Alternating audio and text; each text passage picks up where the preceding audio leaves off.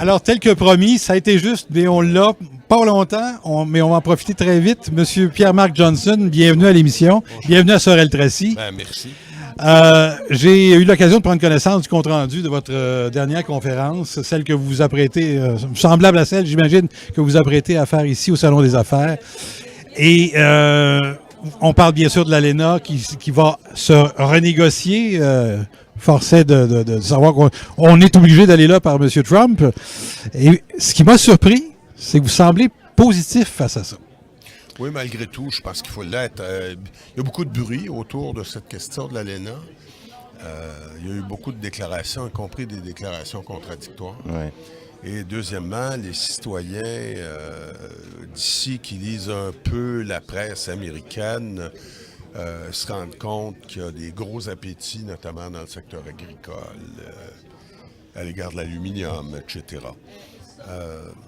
Mais ça fonctionne comme ça aux États-Unis. C'est aussi simple que ça.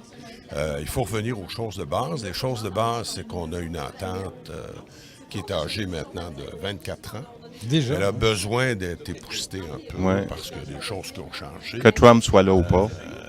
Également. Mais l'atmosphère dans laquelle ça s'amorce, c'est une atmosphère où M. Trump a mis les enjeux un peu haut. Oui. Son protectionnisme est très présent. Puis ça, c'est pas nécessairement une bonne chose. Là. C'est préoccupant. Je dirais pas que je suis inquiet, je suis préoccupé. Mais il y a des processus qui vont être en cause où c'est des professionnels, des spécialistes de ça qui vont négocier. Puis il faut se rappeler que la relation entre les États-Unis et le Canada, c'est une relation qui comporte les avantages des deux parties sur le plan économique. Ouais. Quand on regarde le bilan des échanges économiques entre les États-Unis et le Canada, en matière de biens, on a un surplus. En matière de services, c'est eux qui ont un surplus. Tout ça s'équilibre à peu près. Tout ça a permis l'intégration de nos économies. 9,5 millions d'emplois qui dépendent de ça aux États-Unis. Et ils ont besoin de nous. Ils ont besoin de nous pour la sécurité. Ils ont besoin de nous pour l'énergie. Ouais. Et ils ont besoin de nous comme partenaires qui les accompagnons dans plein de forums internationaux où on joue souvent un rôle d'intermédiaire entre d'autres intérêts puis les intérêts américains. Ici, ce sont les secteurs métallurgiques et agricoles qui pourraient être le plus touchés. Pour ces secteurs-là, est-ce que vous voyez des risques qu'on perde des choses? C'est difficile d'anticiper. Les Américains vont vouloir un meilleur accès au marché dans le secteur agricole, c'est évident.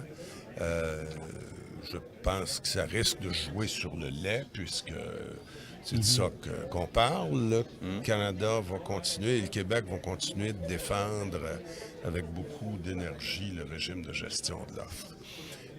Deuxièmement, en matière de métallurgie, les métallos américains ont tenté d'amener le gouvernement Obama l'an dernier à imposer une taxe de 50% sur l'aluminium qui venait du Canada. Et grâce aux métallos du Québec, en particulier, les métallos américains ont finalement retiré leur demande. M. Trump, lui, a demandé au ministre du Commerce, M. Ross, de faire une enquête sur la question de l'aluminium et de l'acier. Mais il faut bien comprendre que les Américains visent surtout la Chine dans ces questions-là, et non pas le Canada. La Chine est devenue le plus gros producteur d'aluminium. 53% de l'aluminium au monde vient de Chine. La Chine et les États-Unis, dans leurs relations commerciales, mettent les États-Unis dans une position de centaines de milliards de déficit. Et nous, on est comme dans une situation d'effet secondaire. Ouais.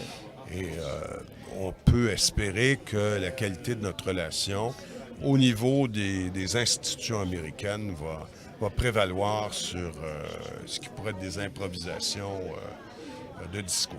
Est-ce que d'une façon ou d'une autre, vous êtes mêlé à ce genre de discussion-là? Moi, je suis un observateur de ces questions, puis il arrive qu'on me demande mon opinion au niveau du gouvernement du Québec et du gouvernement fédéral. Ouais. Ça fait 25 ans que je fais des négociations. Ouais. Comment ça je être à fais partie l'aise? des têtes grises, là. Pour ceux qui ont encore des cheveux comme moi. Parce qu'on a dit que M. Mulroney, et peut-être même M. Harper, pourrait être appelé en renfort aux négociations. C'est vrai, ça? Oui, M. Mulroney connaît très bien M. Ross, le ministre du Commerce. Et j'ai trouvé ça, moi, particulièrement habile de la part de M. Trudeau de demander à un ancien premier ministre conservateur d'utiliser son réseau, dans le fond, pour un peu calmer le jeu, là, parce que les choses commençaient à être un peu préoccupantes.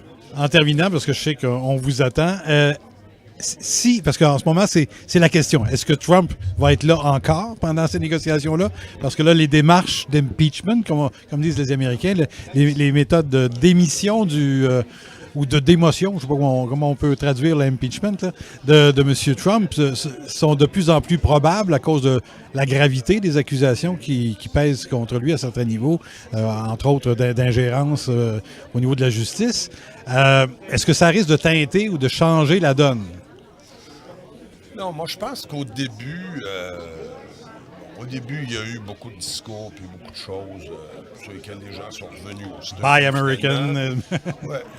Et puis la négociation va se faire à travers les techniciens, les spécialistes de ça. Et en cours de route, quoi qu'il advienne, et qui que ce soit qui est à la Maison-Blanche, ça va se terminer entre le premier ministre et puis le président américain, quel qu'il soit. Quelles que soient les circonstances dans lesquelles ce président soit. Monsieur Johnson, Maître Johnson, merci beaucoup d'avoir pris le temps parce que vous avez un rendez-vous important avec les gens d'affaires de Sorel-Tracy dans quelques minutes. Serez-vous rassurant? Je vais dire les choses comme je les vois. Pierre-Marc Johnson, merci beaucoup d'être passé à nos micros. On s'arrête là-dessus, le temps d'une pause et on vous revient avec notre prochain invité.